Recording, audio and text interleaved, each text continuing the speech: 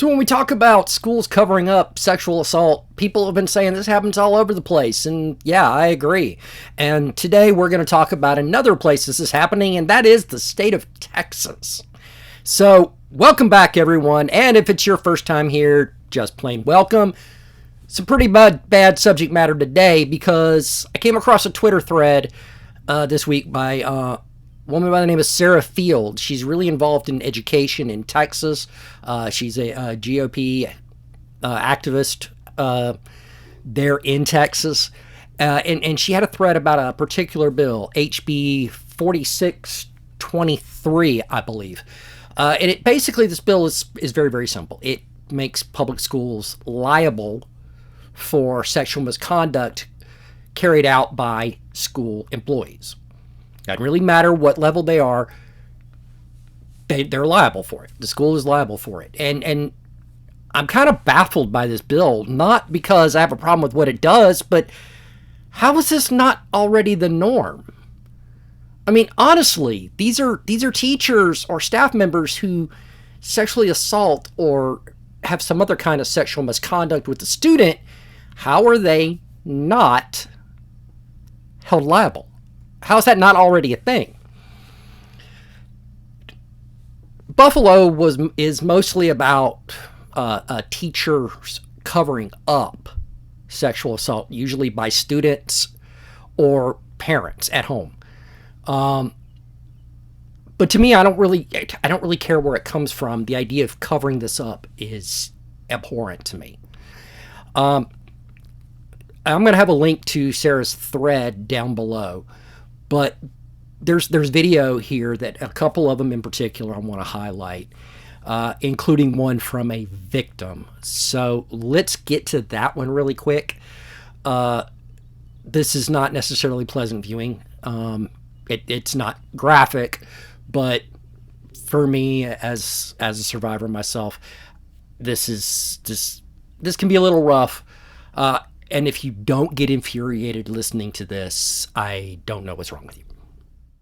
In 2012, at the age of 16, I was sexually assaulted by my 34-year-old coach after years of grooming, after years of teachers reporting him, after years of concern, and the school ignored it.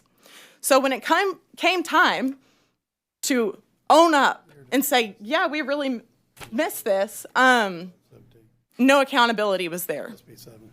So integrity is what you do when no one's looking. Accountability is holding you accountable to the actions you did when no one was looking. We all claim to have integrity, but no one wants to have accountability. When I was sexually assaulted, I was in Austin for the state track meet. The taxpayers paid for the hotel room it happened in. The taxpayers paid for us to go to a fun adventure park the next day where he took pictures up my shorts and sent them to me before I was down from the rock climbing wall. They paid for the salary of the principal and the superintendent who interrogated me for hours without my parent and then lied to the police about having no concerns. The taxpayers paid for the school lawyer who advised them through their interrogation process.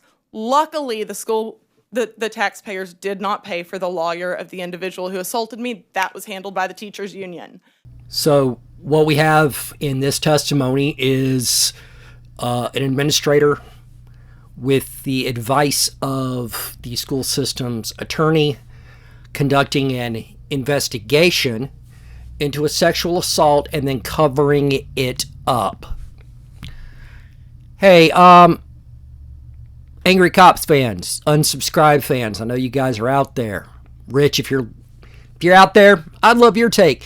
Doesn't this sound like the situation you described, Rich, that took place at a pool, and then a year later it was reported to the police, and you guys tried to investigate, and the principal was subpoenaed, and she basically told them, everyone to go screw themselves? Sound like that? Because it does to me. It does to me. For the love of fucking God.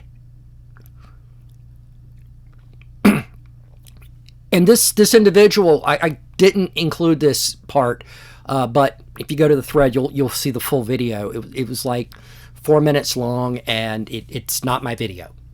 I don't, I'm trying to fall under fair use. But she started off by talking about after she first testified on what happened to her. Dozens of other girls reported that they experienced the same thing at the hands of administrators, that they were grilled for hours. 4 hours is the number she gave. They were grilled for 4 hours without a parent present, without legal representation, without anyone looking after them. They were threatened with in-school suspension. They were threatened with truancy if they did not come to school and engage in education with a frickin' predator. They face these threats from all over the state of Texas. Now, we like to think that Texas and New York are very, very different states, and really they are. They are not the same state. But there's a problem, because the types of people who tend to become teachers and administrators are often the same. And while many of these people are good people, it doesn't take much to taint everything. It doesn't. And I've talked about how predators are much more common in school than, say, school shootings. But we hear a lot about school shootings, yet every predator is an isolated incident. But to give you an idea how this can work, how one person can make a huge negative impact in education, there's another bit of testimony I want to share. This is about one teacher, just one. But I want you to listen to this real quick. And again, if you don't get infuriated, I don't know what to tell you. In our research, we not only collected the state's data, but we also went and did additional diving into reports that were received.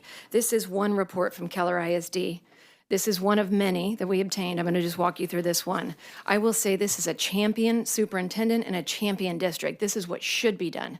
But what you'll see on page 2, this is about a certain individual who was accused of grooming and then was put on paid administrative leave, and he was let go. He was dishonest about his work history. Look at page 2, please, ladies and gentlemen. You will see that 15 different ISD superintendents let this individual walk away 1 year after another, after another, after another, after another. How many victims does this Mr. Dansby have? We don't know. Somebody should probably call the TEA and find out if they ever did an investigation into this individual or any of the other school districts that this man worked at. Because every year he left and he went to another district. These are all over the state. This is why we need a bill like this, because we are turning blind eyes. We are passing trash. Senator 15 schools. If he lasted, say, a year at each school, that's a 15-year teaching career. Grooming students at each school. And I don't know that it's likely they're only grooming one at a time. I would imagine they're grooming several and using that as an opportunity. This is just grooming behavior. We don't know if there were sexual assaults because victims often don't talk about it. They don't process what happened to them, at least not immediately. It rocks you. It does a number to you. And what we've seen in so many other cases throughout history is that this is the thing, right? People don't always process it correctly. So we don't know if that resulted in anything. It doesn't matter. He was trying. He was in public schools in Texas grooming children. You only groom children for one purpose. That is because you are a predator and you wish to prey upon them. And if you're just unsuccessful, it does not somehow make it acceptable. It is not somehow good. It is not somehow decent, right? You're not a good person because you suck at being a predator. This is Texas. We know what's happening in Buffalo. We know what's happened in Loudoun County, where they try to cover up a sexual assault in a student bathroom because the school board was considering changing their gender bathroom policy. They wanted to cover up sexual assaults because it was inconvenient to their political goals. Where else? Where else? Because it's not just there. It's happening all over the place. I have heard about it the next county over, and I'm looking at that. I am trying to get information about it. It's probably happening in my county. It's probably happening in your county. I swear to God, it makes me so glad I homeschooled my daughter. Right? But this is what we're up against. And teachers want to be treated like heroes. They so often act like they are getting the shit end of the stick across the board. And to some degree, they do. Some of them do. But it's really hard for someone like me to sit here and feel sympathy when the entire establishment is built around protecting monsters. That's where we're at. And honest to God, guys, I want to have fun. I want to joke about stories. I want to, cut up and, poke some fun. I want to have that kind of a thing. I can't on this subject. This is too important. It's too serious for me. To the young lady who testified, if she happens to see this, thank you for standing up. It's not easy. It's not easy, and I can only imagine what went through your head for years afterwards trying to process what happened. I'm sorry it happened to you, but I stand with you. Lawmakers in Texas, this bill that y'all are talking about, this testimony's about, it needs to happen. For the record, every sponsor on this bill is a Republican. No Democrats making this stand. They do not want schools held liable for predators. Make of that what you will. But, I've got to go move on with life.